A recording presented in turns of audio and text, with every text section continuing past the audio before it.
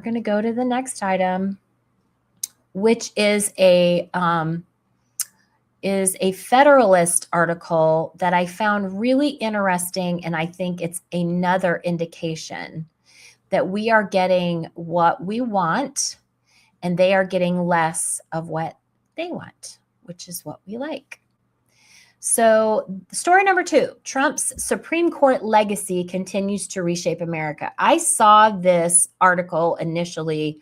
I think his name is Kenneth Branca. He's an attorney and he specializes in defenses. That's what he does. But he's a really smart lawyer. And he talked about this, what happened with the DOJ. And the name of the article is "The Federalist DOJ Rejects Legal Theory That Pushed Employers into DEI Quotas." We don't live in a meritocracy anymore. Since the 70s, we have had to deal with companies structuring their hiring policies around a ledger that tells them how many women, how many Black people, how many Asian people, how many white men, how many they and then, of course, we have intersectionality, but it sort of turned Title VII, which is the federal law that is supposed to keep people from being discriminated against. It sort of turned it on its head and made it so that companies felt compelled to do exactly the opposite. So let me just read this. The United States Department of Justice issued a stunning opinion. According to Berkeley Law Dean Erwin Cherminsky, he's right, but it is probably more accurate to describe the opinion as stunning and brave. What could the Department of Justice's top-tier minds in their skunk works, the Office of Legal Counsel, have done to elicit such an immediate reaction? OLC explained in clear prose that disparate impact violates the Constitution's promise that everyone must be treated equally. Less than a week after the Supreme Court recommitted our colorblind Constitution, what they're referring to there is the redistricting case that came out of the Supreme Court that said you can't prove that they are redistricting based on race, they're redistricting based on politics. And if you can't prove otherwise, and I mean very distinctively prove otherwise, then you've got no case. So for those of you who don't know or understand what that phrase means, disparate impact, it means that before you can go to court and file a lawsuit, you have to prove that whatever it was that you were deprived of, it's a higher threshold, a higher bar of evidence to prove that you were discriminated against based on race, sex, sexuality, any of the things in Title VII that make you essentially a protected class. This new opinion boils down to OLC, DOJ, and the Equal Employment Opportunity Commission, tasked with enforcing many civil rights laws, rejecting so-called disparate impact liability. That type of liability comes from a 1971 Supreme Court case called Griggs versus Duke Power Company. In that case, the court rejected the use of an intelligence test for hiring when the test was not significantly related to successful job performance and disproportionately negatively affected Black applicants. In short, if a company's hiring policy was neutral on its face, but disproportionately affected some races, then the policy could leave the employer liable. So by rejecting that approach, what the Office of Legal Counsel did was declare that the EEOC's longstanding guidelines on disparate impact liability under Title VII of the Civil Rights Act of 1964 is unconstitutional as applied. This is not a minor technical correction.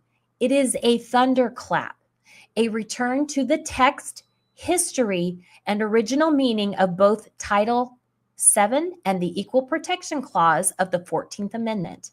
And it follows straight on the heels of the Supreme Court's decision in Louisiana v. Calais, that's the redistricting case, which applied similar logic to race-based applications of the Voting Rights Act. Why I'm bringing this to you is that because President Trump put 3 justices, more conservative than not. Granted, have I been thrilled with everything that has come out of Kavanaugh, Gorsuch, or Coney Barrett? No. However, because as a corporate body, because those 3 are there, when it comes to things like this, they tend to lean more conservative than liberal. And that is a legacy of Donald Trump. Donald Trump did that because, but for the court producing all of these really good holdings recently, like this one, but for a long time, OLC opinions have been seen as persuasive authority by both federal and state courts. Indeed, the Iowa Supreme Court just relied on an OLC opinion as support to recognize that race-based scholarships are impracticable or illegal under Iowa law. So that comes into play as well.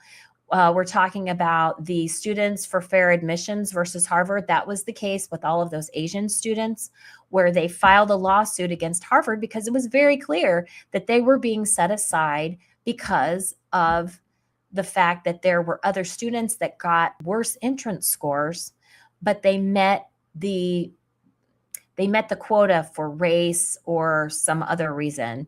But these students proved, and the Supreme Court agreed with them, that they were being prejudiced against them because they weren't Black or whatever. So I'm bringing this to you because the DOJ is rejecting a legal theory that critics say pressured employers into race-conscious hiring and DEI policies. We know this has been going on since the 70s. Affirmative action is what started it all. The move reflects a broader shift away from outcome-based policies and back toward individual merit and equal treatment under the law. The DOJ's position is consistent with recent Supreme Court rulings that have moved toward a colorblind interpretation of the Constitution. President Trump's appointments of Gorsuch, Kavanaugh, and Barrett continue to shape major legal and cultural battles years after they were confirmed, and they will continue to do so for years to come. They're not old, they're young. They're in their 40s and 50s. They could sit on the Supreme Court for another 20 or 30 years, which is huge for us. Conservatives view this as another step away from affirmative action and DEI policies that prioritized group outcomes over individual qualifications.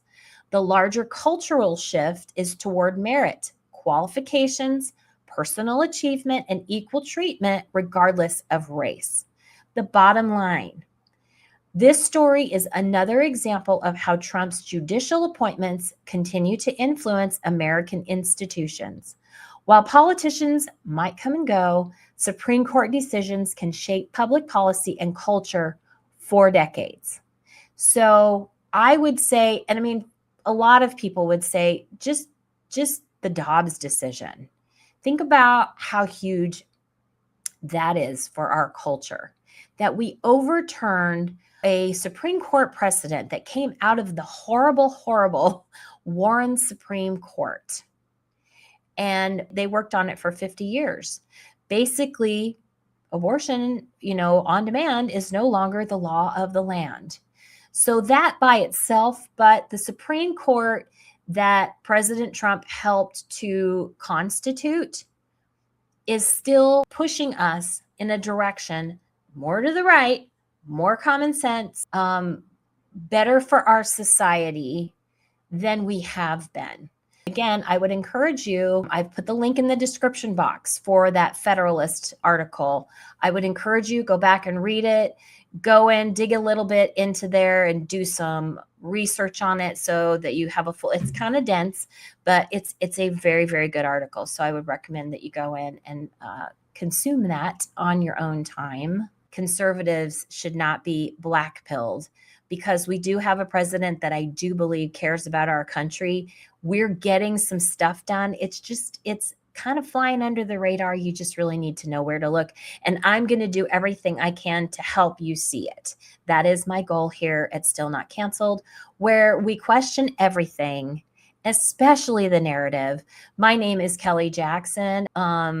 Like and subscribe, join the community. I appreciate you, and I will see you again soon. Thanks so much. Bye-bye.